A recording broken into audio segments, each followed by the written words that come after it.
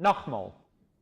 1 Korintiërs 11 vers 26 lees ons: Elke keer as julle hierdie brood eet en uit hierdie beker drink, verkondig julle die dood van die Here totdat hy kom. Die nagmaal is 'n herinneringsmaal aan wat Jesus vir ons gedoen het aan die kruis.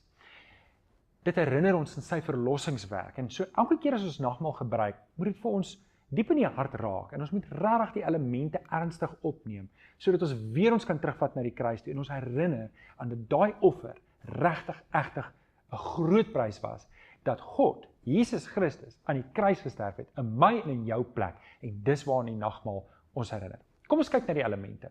Die druiwesap of wyn verteenwoordig Jesus se bloed wat aan die kruis gevloei het. So, Jesus se bloed is die bloed van die nuwe verbond.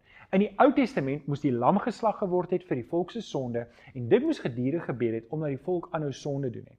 In die Nuwe Testament sien ons, Jesus stel die nagmaal in en hy sê, hierdie is die beker van die nuwe verbond. Die ou dinge is nou verby. Ons kan nie nuwe wyn in ou wynsakke gooi nie.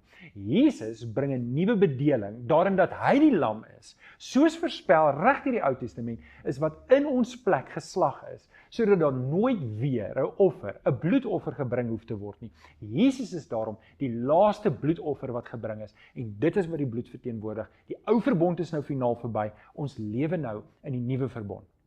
Die brood verteenwoordig Jesus se liggaam wat vir ons gebreek was. Jesus se liggaam wat verniel en vergrys is. Jesus het dus die lyfstraf wat op my en op jou moes gekom het hy op hom geneem, en dit het gemaak dat ek en jy nie hoef gestraf te word nie. So eintlik in opsomming is Jesus die plaasvervangende offer in my en in jou plek, sodat al die straf wat op my en op jou moes kom, het op Jesus gekom het op die kruis. En die nagmaal is die herdenking daarvan. Dit is wat die nagmaal beteken.